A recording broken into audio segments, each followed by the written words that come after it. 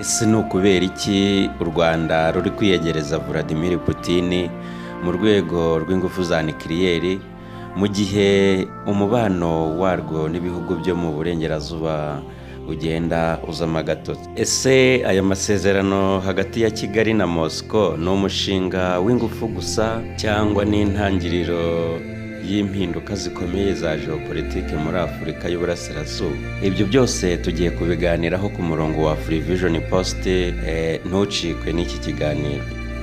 Ngabo, hari ikintu maze iminsi nibaza pe. Ese ni ukubera iki u Rwanda ruri kwiyegereza cyane Uburusiya bwa Vladimir Putin mu bijyanye n'ingufu za nikiriyeri mu gihe twumva umubano warwo n'ibihugu bimwe byo mu burengerazuba ugenda uzamo agatotsi? Ngenzi, icyo kibazo abantu benshi bari kukibaza, kuko iyo umuntu yumvise nikiriyeri ahita atekereza amashanyarazi gusa, ariko kuri nuko amasezerano ashobora kuba afite ubusobanuro burenze gucana amatara.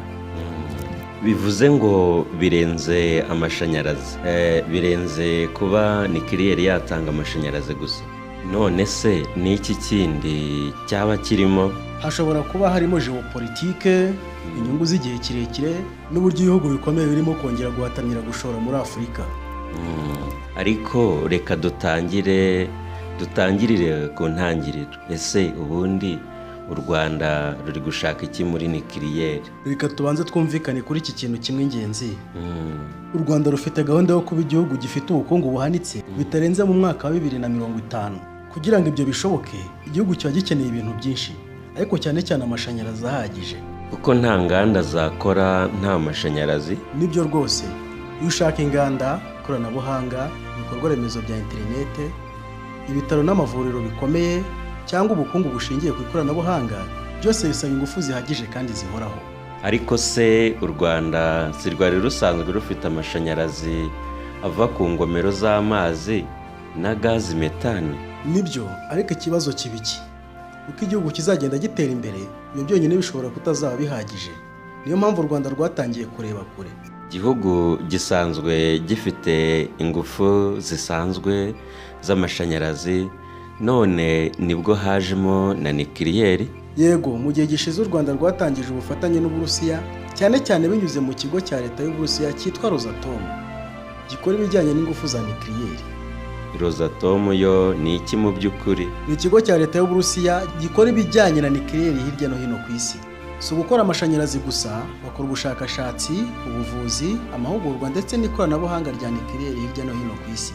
None se aya masezerano hagati y'u Rwanda n'Uburusiya aravuga iki? Ahanini harimo ubufatanye mu burezi, amahugurwa, ubushakashatsi n'itegurwa ry'ingufu za nikiriyeri mu gihe kiri imbere. Hari kandi ibiganiro ku byitwa Small Modular Reactors. Small Modular Reactors se ni iki? Ko ubivuze gutyo hari abantu benshi batabasha kubisobanukirwa. Reka mbivuge mu buryo bworoshye.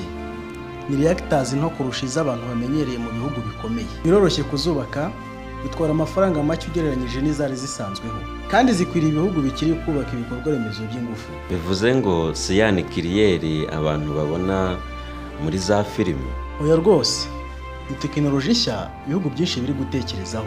Ariko se nikiriyeri yaba ari iy'amashanyarazi gusa cyangwa hari n'ahandi yifashishwa? Oya, si iy'amashanyarazi gusa, hari n'ibindi bikomeye ishobora gukora. Nikiriyeri ishobora gukoreshwa mu kuvura, nko kuvura kanseri, ubushakashatsi bwa siyanse ndetse no guteza imbere ubuhinzi. Ubuhinzi?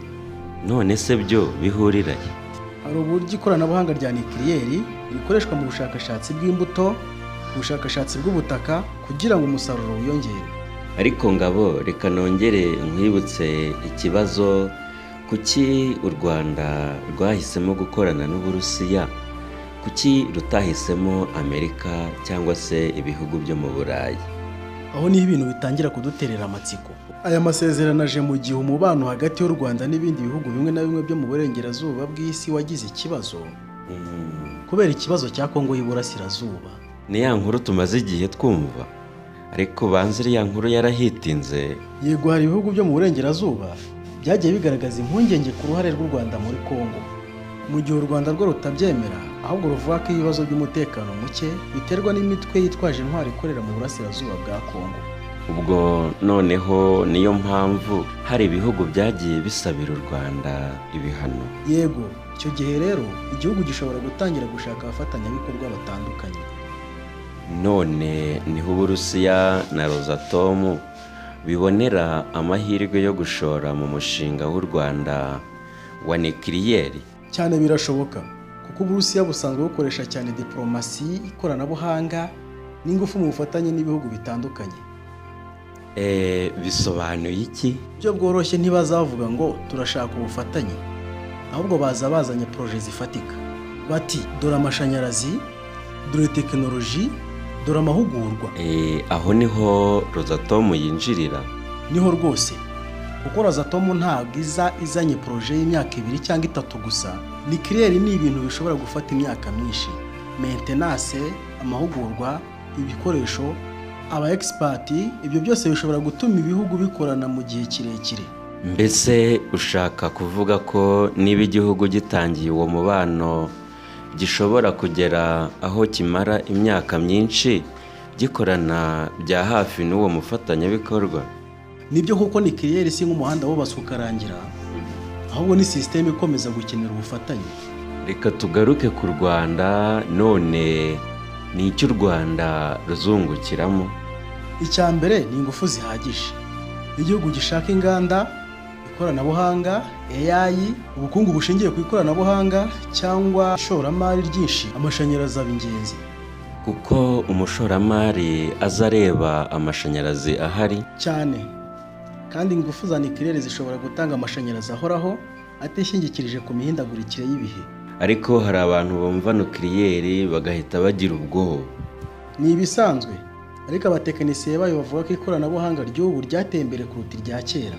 Ariko se hari ikibazo gishobora kubaho gitewe n'uruganda rwa nucleaire? Impamvu nibaza ukuntu u Rwanda ruzabishobora ntibiteze ikibazo mu buzima rusange. Tekinoloji ya nucleaire imeze nk'icyuma gityaye, gishobora gufasha gukora ibintu byinshi byiza, ariko bisaba kugikoresha neza. Ku Rwanda nucleaire ishobora kuzana amashanyarazi menshi, guteza imbere ubukungu, ariko bisaba kugenzura neza bikomeye umutekano usesuye kugira ngo hirindwe ingaruka ku baturage no ku bidukikije. Ni ukuvuga ngo Afurika iri kuba ikibuga cy'ihangana, kuko Amerika, Ubushinwa, Uburusiya ndetse n'Uburayi bose bafite inyungu muri Afurika. None nibyo niko ubibona? Cyane, niyo mpamvu igihugu nk'u Rwanda gitekereza imishinga iremereye yo kuzamura ubukungu bw'igihugu, rugashaka abafatanyabikorwa bazafasha mu gutuma iyo mishinga igerwaho, byose mu murongo wo kuzamura ubukungu bw'igihugu no kugira ijambo muri Afurika, nk'igihugu cyiyemeza kandi kigashobora kugera ku byo cyiyemeje. Ngabo, ndagushimiye ku bw'ikiganiro cyiza tugiranye. Nanjye ndagushimiye. Niba ukunda ibiganiro nk'ibi bya Afrivision Post, ntiwibagirwe gukora subscribe, like, comment and share kugira ngo dukomeze kubana muri ibi biganiro byiza.